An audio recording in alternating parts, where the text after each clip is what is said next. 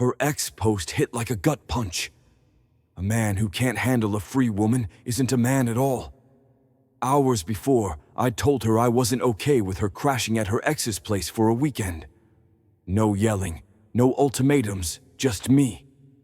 Ethan Carter drawing a line. When she came back to my Seattle apartment, expecting to slip back into our routine, she found her bags outside her own door across town with a note free to be yourself. Right, Lauren, that twist. She didn't see it coming. Hey Seattle crew, Ethan here, shouting out a huge thanks to everyone rocking with this channel.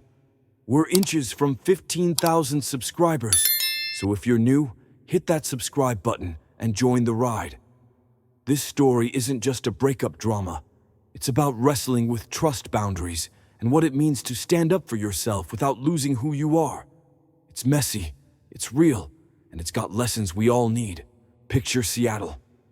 Washington coffee shops on every corner, tech hustle in the air, and rent that makes you wince. I'm 34, a project manager at a software firm pulling $95K a year. My Capitol Hill apartment's got a killer view, but what I value most is honesty, straight up no games, respect in relationships. I'm not perfect. I can overthink, maybe push too hard for clarity. Lauren Hayes, 29. A freelance graphic designer, was my opposite, bold, chaotic, fiercely protective of her freedom. We met at a downtown mixer, her energy pulling me in like a magnet. For 11 months we were a team, but cracks were forming. Lauren's all about living unapologetically, posting X quotes on chasing dreams, despite her $28K income barely covering her Fremont studio. She'd crash at my place most nights, her art supplies taking over, but always said, "I'm here by choice, Ethan, not need." I admired her fire, even if it sometimes felt like a wall. Looking back, I wonder if her independence was less about strength and more about fear. Fear of relying on anyone in a city this tough. Still, her choices hurt, especially when she took our private fight public. This isn't about me being the hero or her the villain. It's about two people, flawed and human, hitting a breaking point. Lauren crossed a line, but maybe I missed chances to bridge the gap. Stick with me as we unpack a music festival, an ex who stirred the pot, and a post that changed everything. It's not clean, but it's honest. I'm Ethan Carter, 34, carving out a life in Seattle's tech jungle. I manage projects at a software company, earning $95K a year, enough for a sleek Capitol Hill apartment with a view of the city's restless pulse. I'm a planner, maybe too much, always chasing clarity, sometimes overthinking what's left unsaid. For me, relationships hinge on honesty and respect, a lesson from watching my parents navigate their ups and downs with gritty commitment. But I'm not flawless. I can be stubborn, slow to see when I'm pushing too hard for answers. Lauren Hayes, 29, is a freelance graphic designer, her world a swirl of color and chaos. She pulls in $28K a year, a tight budget in Seattle's brutal rental market, where her tiny Fremont studio feels more like a statement than a home. Lauren's got this electric vibe, part dreamer, part rebel, always posting on X about owning her path. We met at a rooftop networking event downtown, her bold laugh cutting through the corporate chatter. Sparks flew, and for 11 months we were a messy, beautiful thing, balancing my structure with her wild streak. Lauren kept her studio like a badge of freedom, even as she spent most nights at my place. Her sketch pads piled up on my table, her coffee mugs in my sink, her presence filling every corner.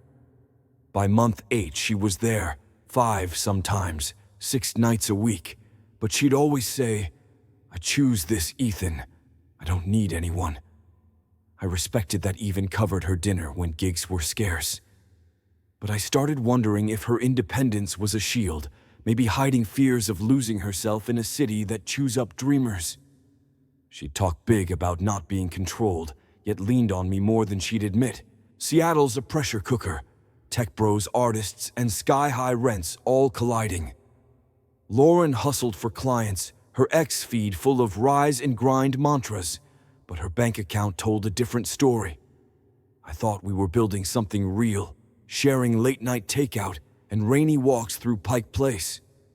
Yet there were moments, her sharp tone when I asked about her plans, her quickness to call me needy, that made me question. Was I asking too much, or was she pulling away? Our mutual friend Mia once said Lauren's fierce, but she's scared to lean on anyone. That stuck with me, a hint that her bravado might hide something deeper. Still, love made me hope we could find balance, even as the first cracks began to show. The first signs of trouble with Lauren crept in like Seattle's morning fog, subtle but impossible to ignore. A few months into our 11-month relationship, things started feeling off. She'd vanish for hours, drinks with friends, late-night client meetings, and I'd only find out when I texted casual, no pressure. "Hey, you around?" I'd ask. Hours later, her reply would land out with the crew. "I don't need to check in, Ethan." That edge in her words hit hard, not because I wanted to track her, but because it felt like she was dodging basic respect. I'd swallow it, tell myself I was reading too much into it. Seattle's a city where everyone's got their own orbit right. Maybe I needed to loosen up, but it kept happening. One night she rolled in past midnight, her jacket smelling of bar smoke and jasmine perfume, her phone buzzing like a trapped bee. "Who's texting you this late?" I asked, half laughing, expecting a joke. Instead, she snapped, "It's just friends, Ethan." Why are you so needy? That word needy felt like a jab. I wasn't rifling through her phone or grilling her. I just wanted a heads-up, a sign she valued me enough to share. I let it slide, but it gnawed at me. Was I asking for too much? Or was she hiding something? I started second-guessing myself, a habit I hate but couldn't shake. Then came the coffee shop mix-up. Lauren said she was meeting a client one Saturday morning. No big deal. But later at a Capitol Hill bar, our friend Mia mentioned seeing Lauren at a cafe with some guy named Alex, not a client, but a design buddy. My gut twisted. I didn't want to be that guy, the paranoid boyfriend. So I waited, brought it up gently over dinner. "Hey, Mia saw you with someone named Alex. What's the deal?" Lauren's eyes flashed. "Are you serious? Alex is just a friend. Why are you digging into my life?" Her voice was sharp, defensive, like I'd accused her of something awful. "I'm not digging," I said, staying calm. "I just want to understand." She rolled her eyes. "You need to trust me, Ethan, or this won't work." Those moments were warnings, red flags I didn't want to see.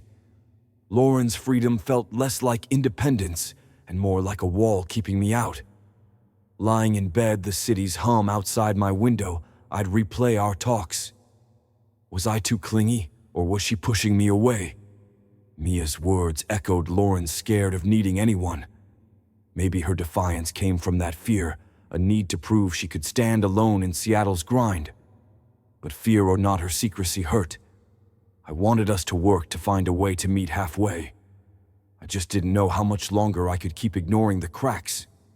Trouble took on a name when Ryan Mitchell breezed back into Seattle, stirring up a storm I didn't see coming. Ryan, Lauren's ex, was 30, an indie musician with a scruffy charm and a habit of posting moody guitar riffs on X. They'd been together 3 years in college, intense, messy years, from what Lauren let slip over late-night wine. She swore they were just friends now, nothing to worry about. "We're past all that." "Ethan," she said.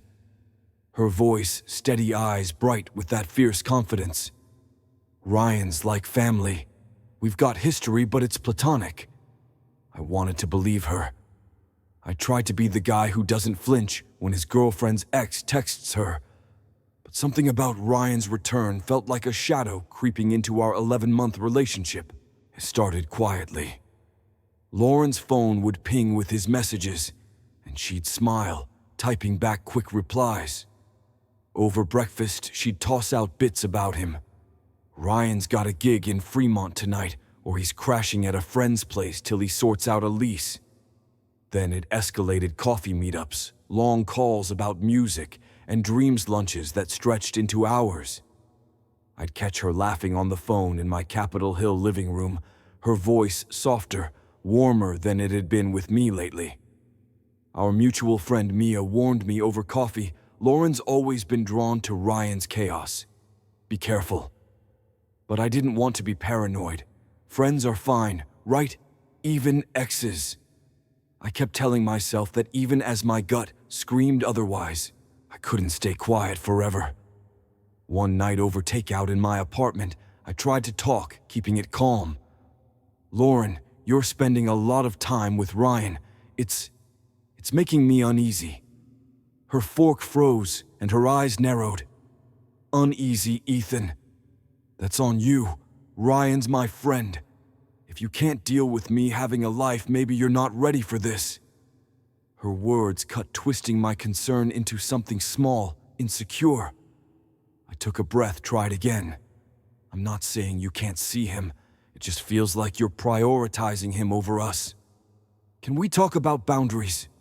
She scoffed loud and sharp. Boundaries, you mean control. I'm not some kid you get to manage, Ethan. I thought you were better than this. That fight left a bruise, but the real blow came a week later. Lauren dropped it casually, like it was nothing, while we were grabbing coffee in Pike Place. Ryan invited me to a music festival in Portland next weekend. 3 hours away, super chill. I'm going with him. My heart sank. Just you two.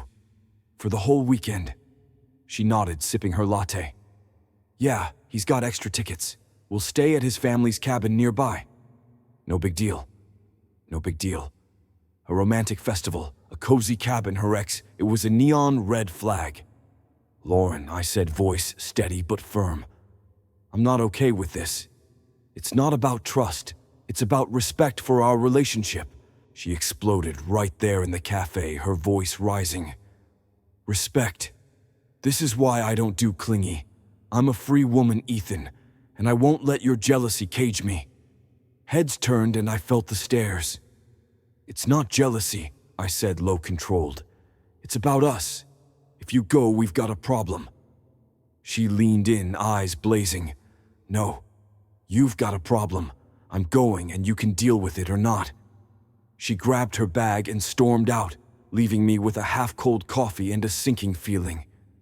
That night in my apartment, the Seattle rain pounding outside, I realized this wasn't just about Ryan. It was about Lauren choosing her version of freedom over our partnership. And I wasn't sure I could keep fighting for someone who didn't fight for me. Lauren's words echoed in my head as I sat in my Capitol Hill apartment, the Seattle rain a relentless hum outside. I'm going, and you can deal with it or not. Her defiance wasn't just a challenge. It was a wall slamming shut any hope of compromise. I didn't shout back, didn't plead. I just sat there staring at the coffee mugs she'd left on my counter, wondering where we'd gone wrong. Hours later, while I was still grappling with her choice to spend a weekend with Ryan, my phone lit up with an X notification. Lauren's post stared back at me cold and cutting. A man who can't handle a free woman isn't a man at all. Comments flooded in her friends, strangers, all cheering. Slay Queen, drop that insecure loser. Each word twisted the knife, turning our private fight into a public spectacle. It got worse. Lauren didn't stop at the post.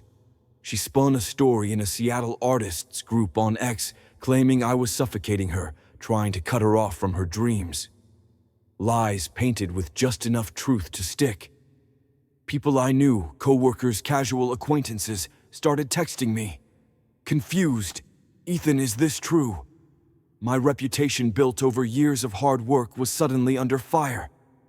I screenshot everything the post, the group thread, the why-ass queen chorus. My hands shaking not from anger, but from betrayal. This wasn't just venting. It was deliberate, a calculated move to shame me while she danced off to Portland with Ryan. I tried to see her side, really. Maybe she felt trapped, like my concern was a leash. Our friend Mia had said Lauren feared losing herself, that her freedom was her armor in a city like Seattle, where every artist's scraping by. But understanding her didn't erase the hurt. She'd taken our argument, our trust, and weaponized it for likes. The next morning, she packed her bag for the festival, her movements brisk, confident. "Ethan, I hope you use this weekend to work on yourself," she said, her tone dripping with pity. "I love you, but I'm not changing who I am." She brushed a kiss on my cheek and left the door clicking shut like a full stop. Alone, I scrolled through her ex feed. "Live your truth." One post read, "Never dim your light." Her truth was a lie, and her light was scorching everything we'd built. I thought about all the times I'd tried to talk about Ryan, about boundaries, about us. Each time she'd shut me down, called me needy, made me doubt myself. But this public humiliation, this story she'd spun to paint me as the villain. It was too much. I wasn't perfect. Maybe I'd pushed too hard for clarity, missed signs she was struggling, but I didn't deserve this. Sitting there, the rain blurring the Seattle skyline, I felt something shift. Not rage, but resolve. Lauren wanted freedom, fine. But freedom comes with consequences, and I wasn't going to be her fallback plan anymore. I loved her, but love doesn't mean eating disrespect. I started thinking not about revenge, but about what it meant to respect myself. She'd thrown our relationship into the public square. Now I had to decide how to walk away without losing who I was. The path ahead wasn't clear, but one thing was, I couldn't keep holding on to someone who'd already let go. Grouped to paint me as controlling. I sat on my couch, screenshots glaring from my phone, and felt the weight of 11 months of love crumbling. I wasn't angry, not anymore. I was done doubting myself, done chasing someone who'd rather shame me than talk.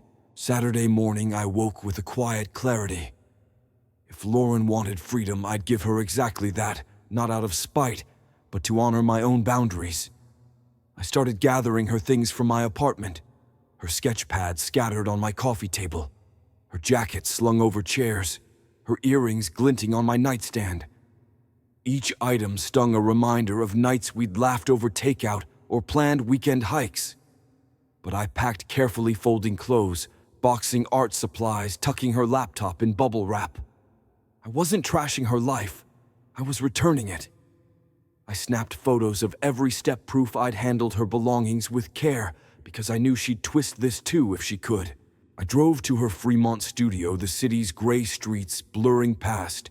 Her building with its faded murals felt like a relic of her independent facade. I stacked her bags outside her door. She still had her keys, her lease, her so-called freedom. Then I wrote a note, my pen steady despite the ache in my chest. "Lauren, you're right. A free woman doesn't need a man who can't handle her. You've chosen your path, and I respect it. Your things are here. You're strong enough for this." Ethan. The words were firm, echoing her own rhetoric, but they weren't cruel. They were honest, a line drawn with respect for myself. Back home, I called a locksmith. New locks clicked into place by dusk, a small act of reclaiming my space. On X, I hesitated, then changed my status to single, no fanfare. Just truth. Sunday evening, Lauren showed up at my door, her festival bag slung over her shoulder, her face a mix of confusion and bravado. "Ethan, we need to talk," she said, stepping forward. I stayed in the doorway, calm but unmoving. "We're talking now. Say what you need." Her eyes darted. "What's this? You're acting strange." I met her gaze. "I thought about what you said, Lauren. You're free, right? So we're done. Your choices. Ryan, the ex post, the lies showed me where we stand." Her jaw dropped. "Done, Ethan. That post wasn't about you. I was just upset." I pulled up the screenshot. Posted hours after our fight about Ryan, calling me less than a man for wanting respect. "What else was it?" She stammered. "It was a mistake." "Okay, we don't have to end this. Your stuff's at your place," I said, voice even. "Your key's no good here. You wanted freedom. You've got it." Her face crumpled. "You changed the locks." "Ethan, this is crazy. Where do I go?" I didn't waver. "Your studio, the one you kept to prove you don't need anyone." She started to argue, voice rising, but I stopped her. You hurt me, Lauren, and you did it on purpose. I'm not your fallback. I stepped back, closed the door, and locked it. The silence that followed wasn't victory, it was relief. I'd chosen myself, and that was enough. The Seattle rain softened to a drizzle, but the storm with Lauren was far from over. After I closed my Capitol Hill apartment door, my phone became a battlefield. By Monday, Lauren's texts flooded in, sharp and furious. Ethan, this is beyond ridiculous. You're throwing away 11 months over one weekend. Her voicemails piled up. Her voice biting. You're acting like a child, locking me out like that. I didn't reply. I'd said my piece, and her anger only proved she still didn't get it. The ex post, the lies in the artists group, the choice to prioritize Ryan weren't just mistakes. They were betrayals, and I wasn't going back. By Tuesday, her tone shifted softer, almost desperate. Ethan, can we please talk? I didn't mean to hurt you. One voicemail cracked with a sob. I'm sorry about the ex post. Okay, I was mad. I wasn't thinking. Don't end us like this. I sat in my living room, the city's glow filtering through my windows, and listened. Part of me ached. 11 months of love don't vanish overnight. But her apologies felt hollow, like she was sorry for getting caught, not for what she'd done. I saved every message not to gloat, but to remind myself why I'd walked away. Our friend Mia's words echoed Lauren's, scared of needing anyone. Maybe that fear drove her to lash out, to prove her freedom at my expense. But understanding didn't erase the hurt. Her friends kept the pressure on, their ex messages stinging. You're so controlling, Ethan, one wrote. Lauren's better off without your drama. Another said, real men don't ditch their girlfriends over a post. I screenshot them, each one a jab at the respect I'd fought for. But doubt crept in. Had I been too harsh? Should I have tried harder to talk it out? I pushed the thoughts aside. I tried over coffee, over dinner, over quiet nights, begging for boundaries. Lauren had shut me down every time. Wednesday, she showed up at my office downtown, slipping past the front desk during lunch. Security buzzed me. Ethan, someone's here. I found her in the lobby, eyes, puffy hair pulled back, looking smaller than I'd ever seen. Ethan, we need to talk, really. Talk, she said, voice shaky. I crossed my arms, keeping my distance. We're talking. Go ahead. She fidgeted, glancing at passers-by. I messed up. The ex post the group. I was angry. I felt trapped. I'm sorry. Her eyes pleaded, but I held firm. Trapped, Lauren. I asked for respect, not a cage. You turned our fight into a public attack. You lied about me. She stepped closer, voice low. I didn't mean it, Ethan. I was scared of losing myself. Okay, can we try again? I looked at her, the woman I'd loved, and felt a pang but no regret. You weren't scared when you chose Ryan. You weren't scared when you shamed me online. You made your choices. Now I'm making mine. Her face fell, tears welling, but I turned back to the elevator. The doors closed, and I exhaled. Lauren's pain was real, but so was mine. I wasn't her savior anymore. I was saving myself. The Seattle skyline shimmered through my Capitol Hill apartment windows, but the calm was hard-won. Lauren's lobby plea lingered, her tears a ghost I couldn't quite shake. My phone stayed hot with her friends' ex messages, each one a dagger. You're heartless, Ethan, abandoning Lauren like that. Another sneered, some man ditching her over a post. I saved them not for revenge, but as anchors to my resolve. The louder they shouted, the clearer it became. Lauren's crowd wasn't defending her. They were enabling her. Still, the noise wasn't just online. It crept into my real world, testing me. My sister Claire called, her voice gentle but probing. Ethan, you sure you did the right thing? Lauren's a mess, and maybe you could have talked more. My buddy Nate, over beers at a Fremont bar, leaned back skeptical. Dropping her stuff like that, man, kinda brutal. Was it really that bad? Their words hit hard, stirring doubts. Had I been too quick to cut her off? Was I the bad guy here? I showed them the screenshots. Lauren's ex post, the artists' group, lies the comments tearing me apart. Claire's eyes widened. She said, "That okay, you're not wrong." Nate sighed, clinking his glass. Damn, bro, I'd be done too. Their support steadied me, but it wasn't universal. Some mutual friends stayed neutral, saying, "Relationships are messy, Ethan. Maybe you both messed up." That stung, but it made me think maybe I had pushed too hard for clarity, missed chances to hear Lauren's fears. Lauren's world, meanwhile, was unraveling. Her Fremont studio, her badge of freedom, became a burden. With her $28K income, rent was a stretch, and she'd counted on my place as a fallback. She posted on X hunting for roommates, but her shaky credit and spotty gigs turned people away. By week's end, she broke her lease, moving back to her parents in Tacoma, her independent life packed into boxes. Her X feed dimmed, no more bold quotes, just cryptic posts about hard days that barely got likes. The artists' group turned on her too. Someone shared my screenshots, and the truth spread. Her lies about me lost her allies. Mia texted me Lauren's spiraling, but she brought it on herself. Still, I feel for her. I nodded, staring at my phone. I didn't hate Lauren. I just couldn't carry her choices. Ryan, her festival fling, ghosted her. He'd been all in for a Portland nostalgia trip, but bailed when her drama hit. Her cheerleaders faded, leaving her to face the fallout alone. I felt no thrill in her struggle, just a quiet ache. My own circle wasn't all cheers either. Some still thought I'd been harsh, and I wrestled with that. Had I tried hard enough to talk? Maybe not. But Lauren's actions, her post, her lies weren't my fault. The rain outside softened, and so did my doubts. Boundaries aren't about winning. They're about knowing what you can't accept. I'd drawn my line, and I wasn't crossing it.